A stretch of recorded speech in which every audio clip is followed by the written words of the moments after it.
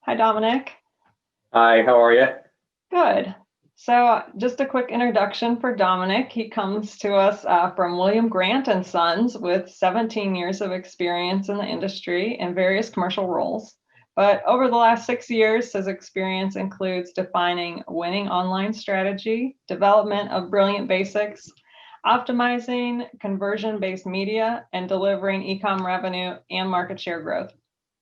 In his current role, he heads up global e-commerce, and that team is one of the world's largest family-owned distillers, William Grant and Sons. So looking forward to hearing what you're going to share in terms of what the US market can learn from global e-com trends. Thanks a lot for the intro, Laura. Very kind of you. So, good morning, my Digital Shelf US. I hope you're all safe and well. It's an absolute pleasure to be speaking to you today from, when I look out the window, a pretty rainy UK. So, it's just started raining here in the UK. I hope the weather's better where you are. So originally when I wrote the agenda for this presentation and shared it with Sarah, it was back on the 9th of January. And actually I just read it back for the first time at the beginning of this week. And one of my points in the agenda that was written before everything happened was, quote unquote, learn how the world of e-commerce is changing and what this could mean for your market. Little did I realise back on the 9th of January just how much the world of e-commerce would change and the journey we were about to go on. Taking that into consideration, this is such a brilliant time for us all to be connecting and sharing our experiences, as there's never been a more significant time for e-commerce. So I want to say a big thank you firstly to Sarah for her persistence in organising such a brilliant event. So on to our session, global e-commerce trends that the US market can learn from. So what are we going to cover today? So we'll be focusing on three areas in this morning's presentation. We'll start with how the pandemic has shifted the mindset of our organization. So it's really important today for me to give you this context, and I'm sure it's going to feature in many of today's presentations and it has already done this morning. I will then share with you 5 of the big global trends that the US can learn from. And finally, I'll share with you I'll let you ask questions yourself. So moving into section 1. So to start this section, I wanted to give you a bit of context. As a category, spirits is a little behind other CPGs. So my background, as Laura mentioned, is in non-food. And actually, when I left my previous company, I was with a company called BIC. We were way ahead in terms of our approach to e-commerce. So at William Grant and Sons, e-commerce is a fast-growing but relatively young function within our business. So it's still only around 3 years old. And actually, at this point, it still remains a small portion of our global net sales, but growing exponentially, obviously, at the minute, as you're about to see. So I'm sure alongside a lot of other companies who've joined this virtual conference, the mindset of our company has really only changed 6 months ago properly. So actually from the data that we can see from our retailers across the globe, the global pandemic has shifted the online spirits category forward by years. So there is always the big question of how much it will stick. But regardless of that, our company has had to reevaluate the level of focus that we're putting into the e-commerce channel and really start to prioritize this area. So it's no longer something that can be ignored. And not saying it was ignored previously, but it just had a different level of focus. It will also be no surprise to any of you that our sales have been growing across all of our global retailers and still sit massively ahead of last year. So if you look at the chart on the right-hand side, you can see the actual sellout trend for one of our biggest retailers. So obviously, green is this year, orange is last year. And I mean, the green line really indicates how unpredictable the situation has been. So pre-COVID, as a team, in all of our priority markets, we've already been working really hard in the background anyway. So many of our plans were coming to fruition before COVID, but they've accelerated really quickly during COVID, and we continue to evolve and refine our approach, as you're going to see a little bit later on, because at the minute this is definitely a moving feast. So all of this, this shift from our company and how we're activating has been helped by the increased amount of people that have been shopping for our brands online. I'm going to share with you a couple of insights now. So this is one to demonstrate the example of traffic increases. So we just need to look at year-on-year search volume in this chart. So that this data is actually against the search term whiskey, which is one of the biggest spirits categories in terms of online sales value. So this is 1 week's data that we've taken from one retailer back in June, and it shows that consumers searching for whiskey have more than doubled, growing by 155% year on year. And obviously what this means for us is that in certain markets, our on-site media performance has been 2 times higher with limited diminishing returns. So as it stands, there's a lot of opportunity out there to achieve great ROI from our media spend. So to finish this section off, because it's a fairly short section, to give you a little bit of context, I wanted to share with you one final picture that really demonstrates how we shop will continue to be impacted. And it's actually from back just when the stores reopened after lockdown. So this is actually the queue on Oxford Street in London to get into the Nike store.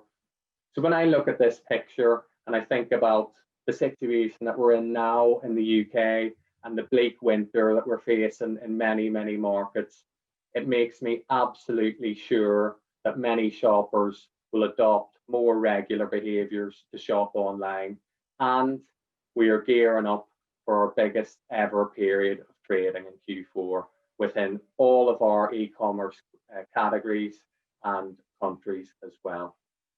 And that leads nicely on to section 2, which outlines our global trends. So before going into this section, I just wanted to point out that there are many trends we could have shared, but I've cut it down to the 7 biggest that we are experiencing right at this minute. So I wanted to share those with you. And this is taken into consideration the current environment that we're trading within. So obviously I'm unable to share exact data sources, but hopefully there's enough to guide and validate your thinking. So for the first big trend, I'm going to focus on content, but I'm not going to be talking about getting the basics right. So what we're seeing within the spirits category across many markets is a massive shift from the consumer expectation to just have basic images and content. So this has shifted into a desire for deep, rich brand content that visualizes the product USPs in a way that the shopper can relate to, and it includes things like awards, serves, lifestyle images, and even the new emerging theme of utilizing our amazing team of brand ambassadors to help drive conversion.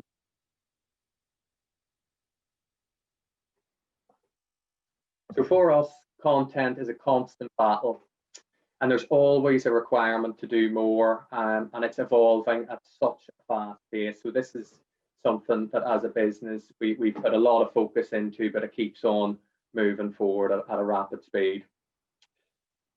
So as a team, we have to ensure that all the bases are covered and we're keeping our brands relevant, but that also includes our creative synergy between different channels. So if we're doing a piece of content across social, we want that to have synergy on our retailers as well. So on this slide, on the left-hand side, you can see the example, a couple of really great examples that are my favorites. One is Teeling, one of our competitor brands. It's an Irish whiskey brand, and it's how they've launched and brought to life their USPs within Asda in the UK. So a really tight framework, bring it to life, but I think they've done a brilliant job of shouting about the product. And in the middle, we have one of my favorite William Grant & Sons brands, is Monkey Shoulder, which is all about the serve. It's all about the cocktails, bringing those to life on product detail pages to drive more conversion. And on that point, the reason why this is so important is due to the fact that spirits is a fairly complex category. So the consumer finds it really quite difficult to navigate. From specific retailer analysis in some of our biggest markets, we know that consumers have a dwell time 3 times higher on our product category versus any other grocery category. So if we want to convert shoppers, it's really, really important that we're providing that deep, rich content in their own language. And if you think about it, it makes sense because, as in many cases, spirits is the highest value item in a grocery basket. Therefore, it really is a considered purchase. For us as a company, we've also done a lot of analysis about what happens when we update our content on product detail pages. So we put A+ content in to retailers.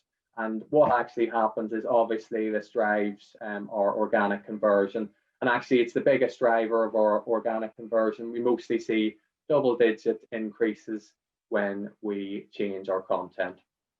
So moving on to the next trend that we're seeing globally, which is online events. So from an online events perspective, obviously across many of our markets, what we've seen as a result of the pandemic was an explosion of online events. So obviously pre-pandemic, there was the standard seasonal percentage uplifts and decent levels of year-on-year growth that we were getting. But since the pandemic began, we've seen exponential growth like nothing we've witnessed before. So, and this is across every single market that we trade in.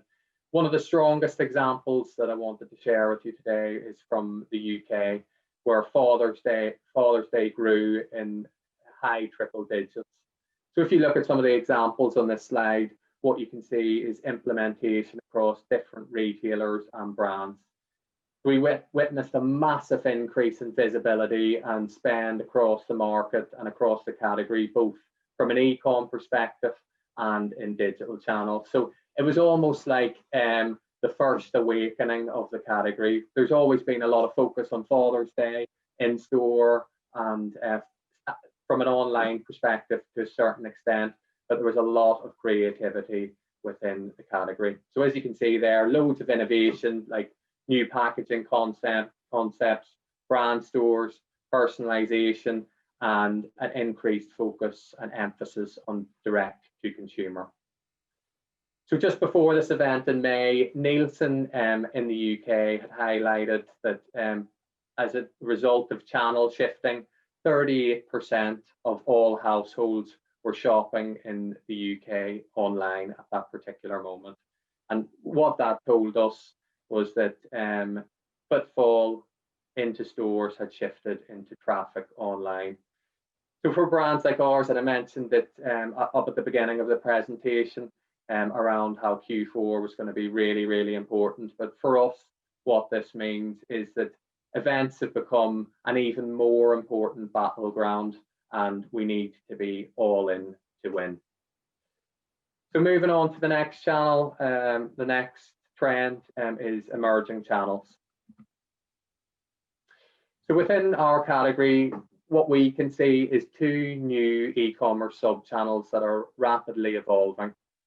So both have been around for a while, but the requirement to integrate them into our route to market has grown stronger than ever.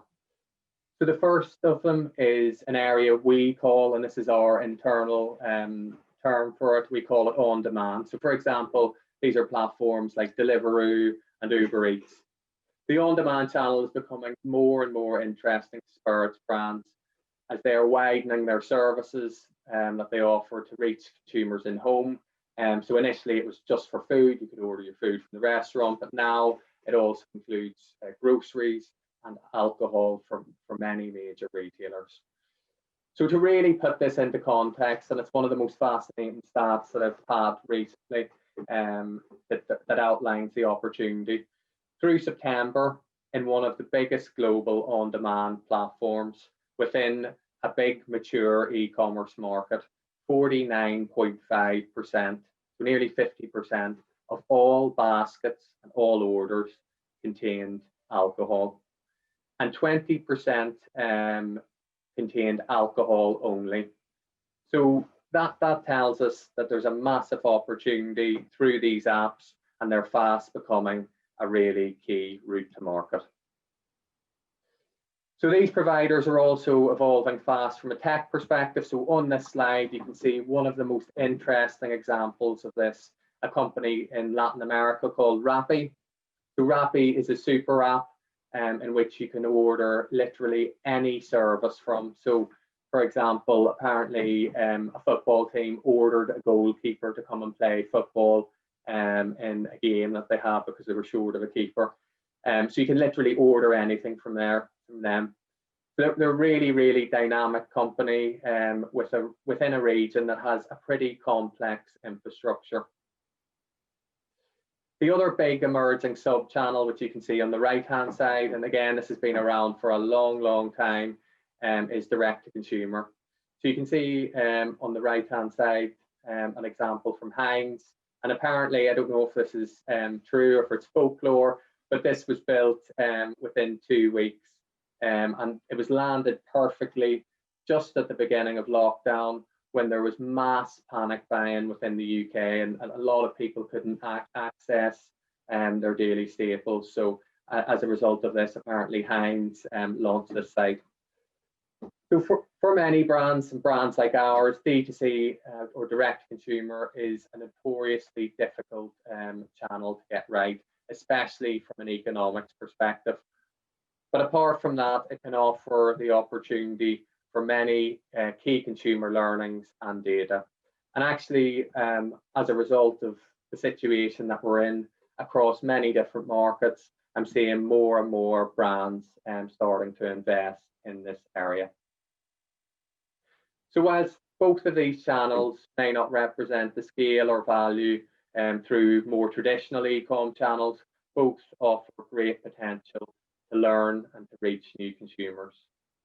So whilst you're all focusing on your core fundamentals, testing in new markets can really, really obviously help you to try and future-proof your strategy.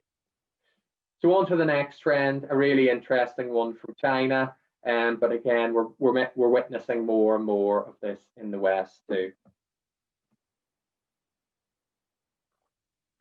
So in China during lockdown, there was a mass surge of live streaming experiences online. So as you can see on the slide, many of our brand ambassadors and key opinion leaders participated in these live streaming events, where we can actually convert shoppers within the stream. So there's the ability for them to educate and convert shoppers within the stream. However, the main purpose of this was not primarily commercial. It was to, as I said, get liquid on lips and educate everybody on the USPs of the brand.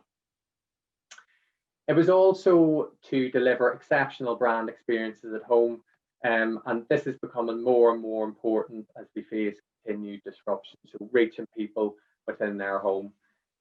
So obviously China went through different stages of the pandemic, and actually, as far as I can see, it's back to business as usual with our team in China. But these live streams have been continuing through our Tmall store, and I know a lot of our competitors are doing them.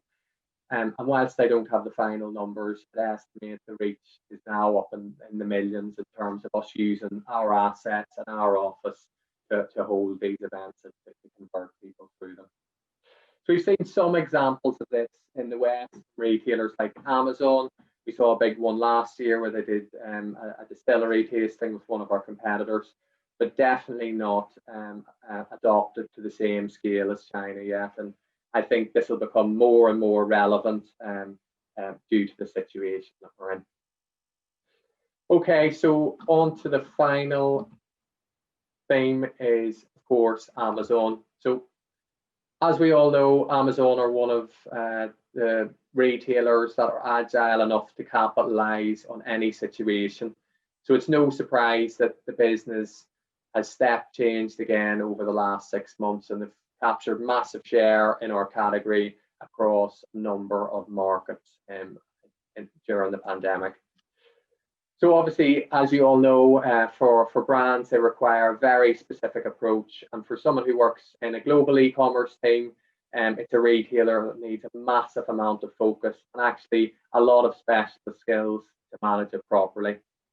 So the reason why I've chosen Amazon as a global trend is because for me in my job, it now exists across every single region. And as a result, we have to put a tremendous amount of focus into getting it right.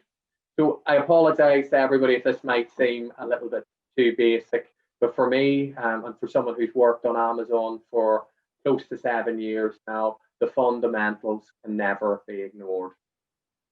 So my first bit of advice is to put relentless focus into the basics, both from an operational perspective, but also into your range and content. So only when you've done this piece, that is when I recommend that you start to build your media plan out against this. Obviously, a lot of you are way ahead of the game on this, I imagine. There's also the big question of 1P versus 3P and the route that you take into Amazon.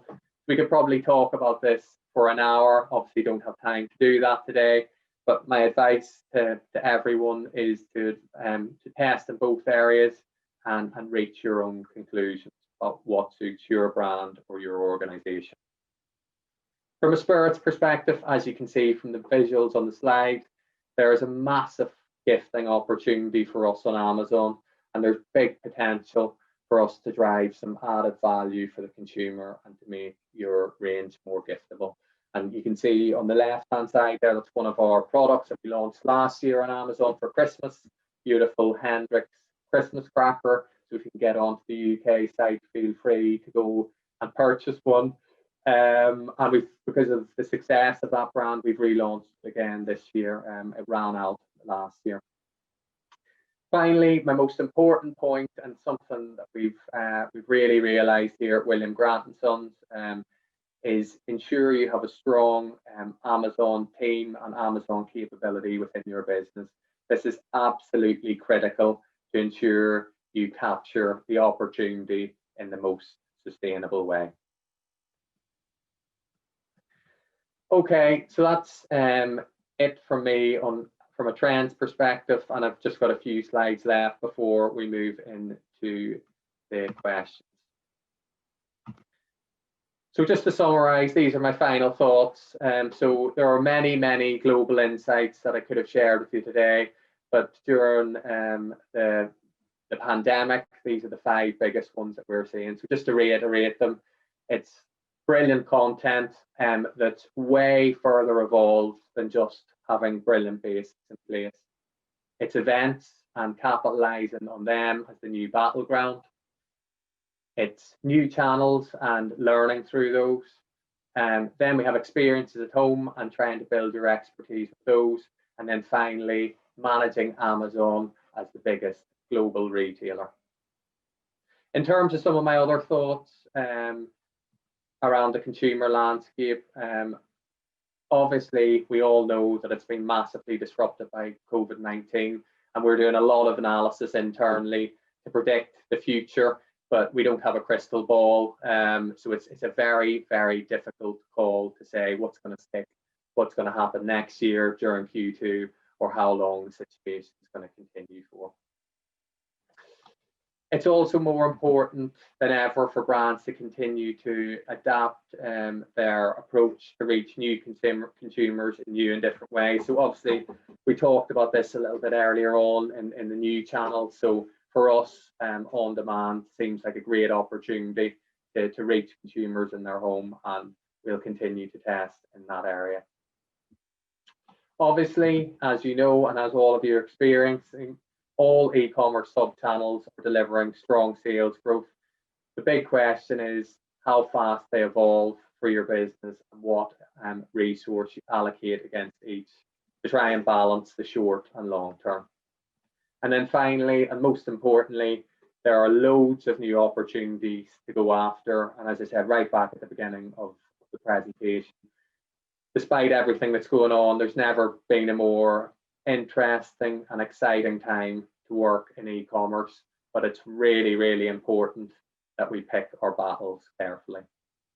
And that is everything from me. Just a final thing to say, if any of you want to reach out and have a further chat, you can do so on LinkedIn. Feel free to connect with me. I'm always happy to have coffee, a virtual coffee, and talk more about e-com. That's everything. Over to you for questions. Thank you, Dominic. I loved your summary points. I think we were all enjoying seeing the huge spike in alcohol sales. I won't say consumption, a lot of sales increase. And one of those perfect examples of where the consumer habits had to shift to at home versus, where you normally would have been enjoying those beverages out with your friends in a pub. Yeah. Thank you for sharing those. So, Chuck, questions? We got one quick one, so we can stay on time there. So, Dominic, with the category, the spirits category, that's one of the ones that grew the fastest during the pandemic, and hopefully that growth's meant to be sustainable. So, what's your view on how a brand can tackle the growing number of data points like pickup and rapid delivery, et cetera? So, okay. So, and hey, Dominic, one thing, you can also stop sharing your screen now. Okay, perfect. Thanks. Sorry about that. That's all right. In terms of how you manage them or how you analyze them? So the question was, what's your view on them? So my guess is, how are you managing them and how are you prioritizing them? So, as I said, at the end of the presentation, it's really important for me and my team to try and future-proof the business and balance the short and long term. So I'm going to answer this from two different perspectives. So the first one is that obviously there's opportunities that are massive in terms of value that we need to go after right now, and we need to be set up for success in those areas. But then there's also opportunities that will be about building for the long term, and I really think it's important that you balance both of those for the sustainability of our organization more than anything. In terms of the data that we're getting back and how we manage it, it's a really hot topic for us as a business at the minute, and we're doing a lot of work in terms of how we build an infrastructure to be able to harness insight from many different data points, but it's a work in progress. Thank you. Understood. Thank you, Dominic. Thank you so much. Thank you.